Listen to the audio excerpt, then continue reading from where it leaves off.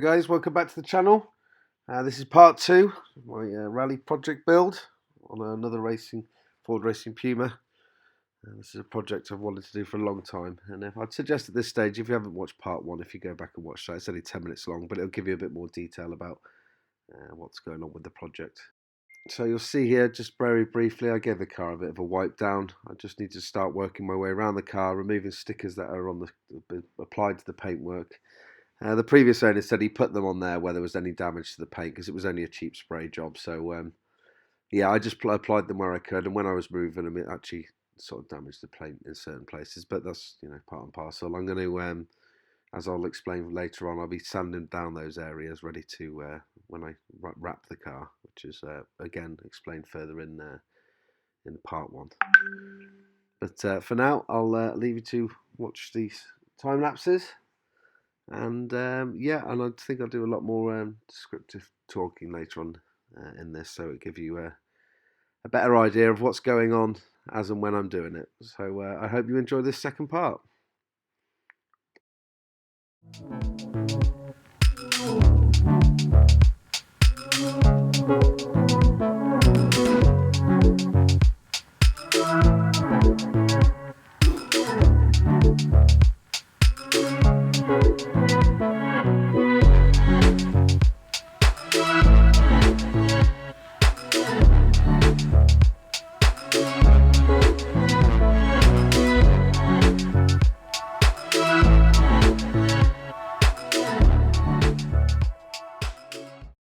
How are we getting on? You can see with the time lapses there that I've raised the car up, jacked it up, taken the rear bumper off. Some difficulty with the original bolts. I need to get brand new fittings and bolts when I can refit it. There's a little bit of rust, just surface rust on the rear here, which I'll sand back and treat once I make a start on the main bulk of the car. This side's pretty good, to be fair. The bumper off. The only bit of damage I've seen so far is on the edge here, as you can see there. But I'm sure there's some fiberglass. I can fix that, as well as these points here. They're not too bad. Again, fiberglass can sort those out. This one's a little worse. But again, fiberglass. Sorted. So that's one panel off. What I'll tend to do is I'll give that a quick wipe down and a clean, good wash down, and then I'm going to need to sand it, because even though I am wrapping it, there's a little ridge here where I'll have to flat that back, because otherwise once we put the wrap over it, there'll be a little bit ledge and you'll see it through, and I want it to look absolutely brilliant. In fact, there's a little bit more damage there, a little crack. I think what happens is, because I've done it on my racing Puma as well, if you reverse, if you charge them gently here, it often puts a little crack on the edge on there. But, yeah, let's have a look. So it's got some odd brackets where it holds the car, which is not standard here. So I'll probably fill these in and then try and figure out a more suitable position to hold it. In fact, it looks like there's been a repair on this bumper there, where it's been cracked before. So it looks like it's had a few knocks over the time. But overall, it's in pretty good condition. So, well, as I said earlier, I'll give it a wipe down and get it ready for sanding. And I'm going to order some wrapping, so I can slowly, as I prepare each panel, I can then wrap it. So to break it up a little bit, instead of just going through each of the panels, getting them all ready, I can sort of get this one ready, sand it, and then wrap it. Right, next thing I'm going to do is, actually, as you can see, I start taking the stickers off earlier. On the wing here, as with the rear bumper, you can see that the paint's come away. So this is all going to have to be flatted out from this edge and made flush again before we put the wrap on it, because obviously, again, you'll see the little lip there. This is going to be a bit of a pain, as you can see. There was this covering here. It was like a protective sheet, but when I've taken it off, that's the reason why it's pulled the paint off. I should have perhaps heated it up a little bit more, and that would have stopped that from happening. But this was a cheap paint job, so I'm not too surprised that's happened, to be fair. I can see where it's been welded before and had work done on the bottom, which is going to make life pretty difficult when wrapping. and that's because this panel was on an original racer Puma like that one.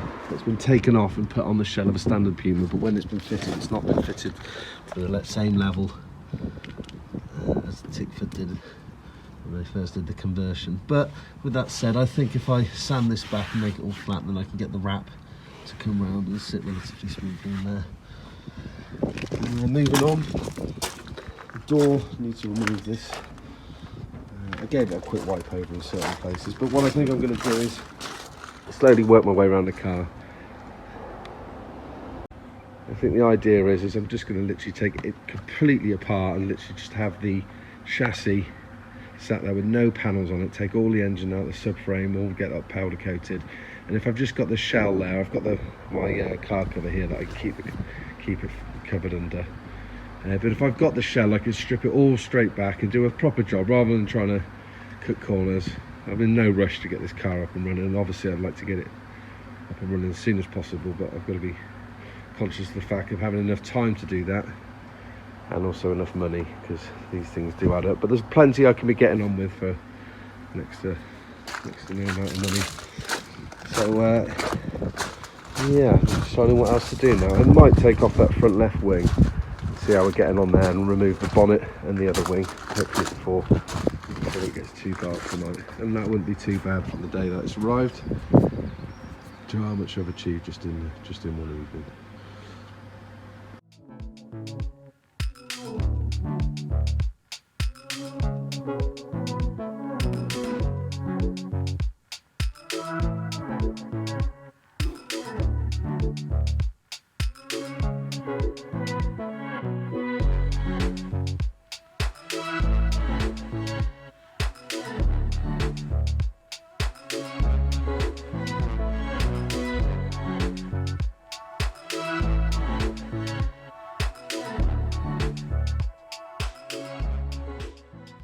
Okay, good. Pretty constructive evening in a short period of time. Let's have a look. Wings off, bonnet off, front bumper still to come off, rear bumper is off, taking the stickers off now. Got to work on the roof vinyl, it's a bit of a pain. I get the steam on it again. So yeah, I'm going to put the car cover over it in a second. But yeah, not a bad first day really. But throughout the week, I'm going to try and get as I said, strip the car right back down, the seats out, get the other wing off, possibly take the doors off, and then start stripping the underside. And then the last thing to take out will be the engine. Now, I haven't got an engine crane, however, a friend of mine has, so hopefully he can give me a hand with that, and I can borrow an engine stand, get it up on a stand, and then start running through it and taking bits off to get powder coated, etc, etc, etc. So yeah, really happy with how it's coming up. No major rust things. Obviously that issue with the pedal box area needs to be addressed.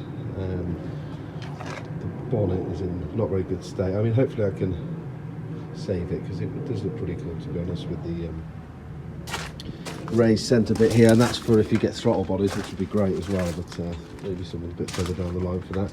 But I have actually got the spare bonnet, so if needs be I can just put the standard hinges on, wrap that white, and yeah, after just working on it for a few, an hour or so now, you always get a bit worried about how much work there is actually to do. But already, I mean, the main concern for me will be sort of sorting that mess out. But already feeling a lot more confident. I think just once everything's off the car, we've got a fresh base, and we can take everything off, we can start fresh. Yeah, we should be able to fly through it a lot quicker than I first thought. So yeah, that's it for today. I'll catch you all tomorrow.